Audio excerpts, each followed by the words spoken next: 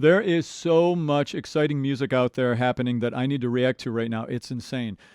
Over the weekend, Ariana Grande and Cynthia Erivo did this extended medley where Cynthia Erivo sang Home from the Wiz, Ariana Grande sang Over the Rainbow, and then they both sang Wicked at the end. They both did some of Defying Gravity. And I have to say, I was kind of critical of Wicked and that it seemed so pitch corrected and all of that stuff. This was not. This was live, raw vocals from both of them, and it was spectacular singing. All right, we're going to first look at Ariana Grande and what she was doing here. I'm just going to play. So here's the thing. I've tried to upload this already with longer chunks of listening, and it got completely blocked. It wouldn't even, YouTube wouldn't even let me put it up at all. So I just have to play tiny little few second moments of them and then talk about it, okay? If you do want to hear the full listen through with me, come on over to my Patreon, okay? But we're just going to do little bits over here. I wish upon a star and wake up where the clouds are far behind me.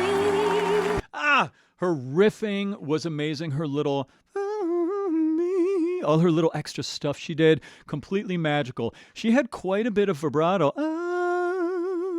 throughout the song. Beautiful and tasteful little moments of it. Really added to that throwback vibe. And she's such a vocal shapeshifter. She can turn that on or turn that off at will. It was super, super good.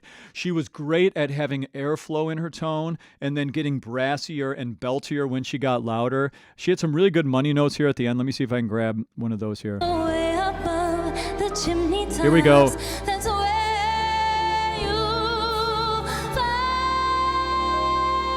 me. Yes! Amazing, amazing, amazing, amazing.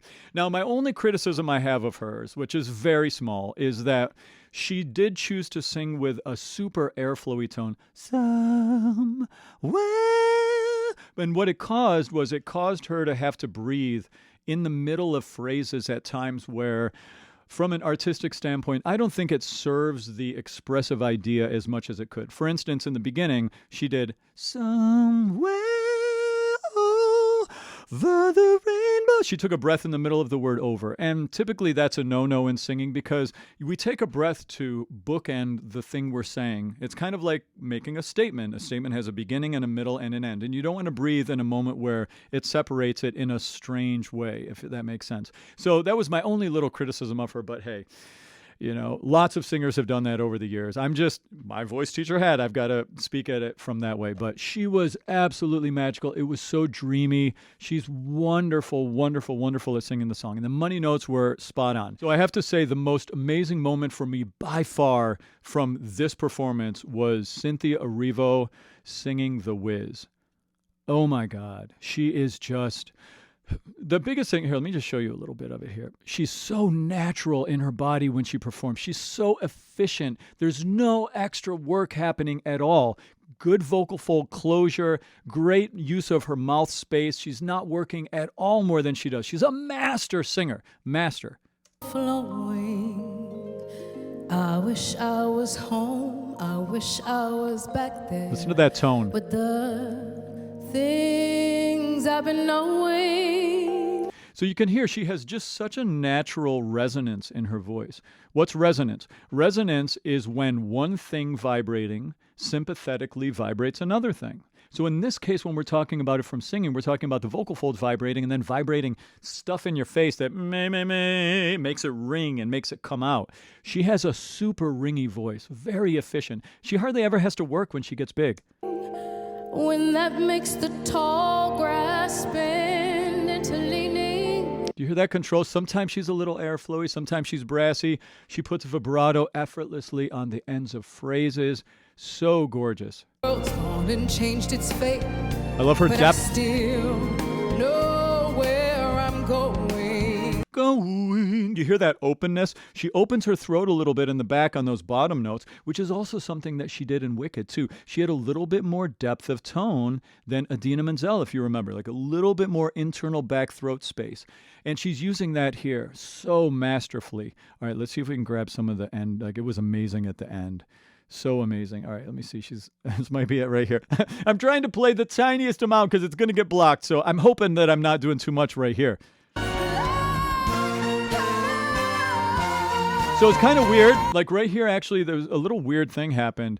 They brought her mic way down at the end of both her solo part here in Home and then also at the end of Defying Gravity. It was like the sound engineer just pulled her down too much once the bigger sounds began. It was kind of weird.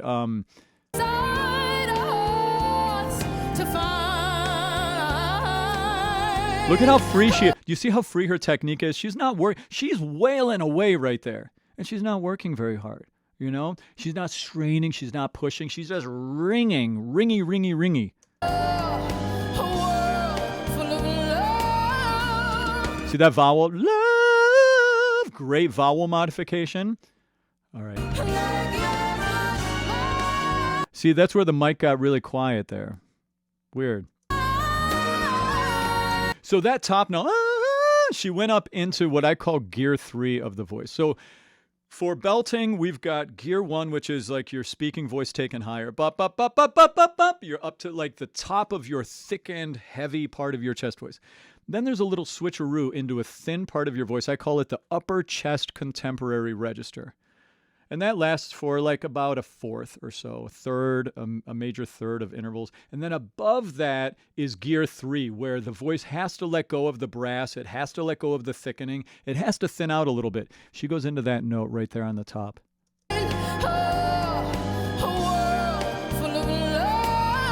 Right there, love. She just tilted in. She just little let go. Same thing here. Right there, that whatever that note was exactly. I know I didn't get it right. But you get the idea. Like, she just went in. That top note was gear 3. She let go. She didn't muscle up to it. She just let it pop into the gear 3 and then pop back down. Right there.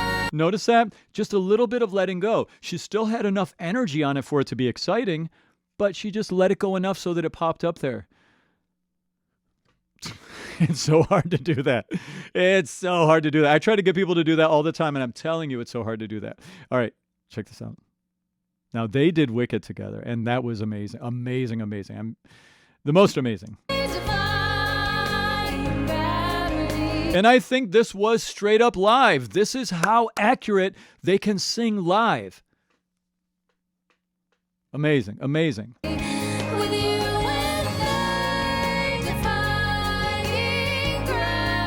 Wow. Never bring us down.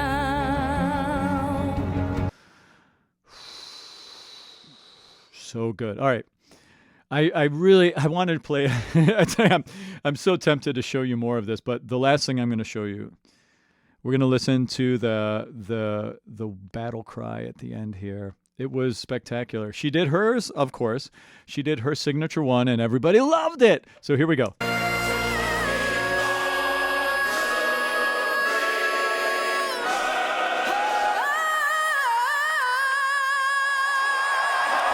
See? Everybody loved it! Amazing, amazing, amazing, amazing. Boy, there's so much more I want to show you. Well, if you want to see more, come on over on Patreon. I can't show you any more over here. I'm sorry. But that was spectacular. They both were amazing. You know, I just have so much respect for the vocal technique and the artistic prowess of both of these singers.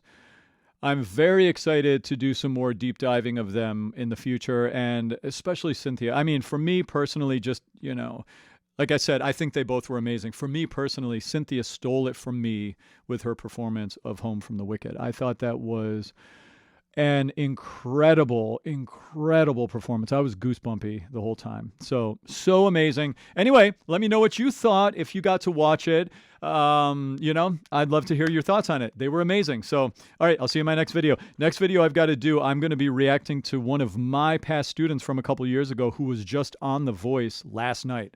That's going to be fun. All right, I'll see you in my next one. Cheers.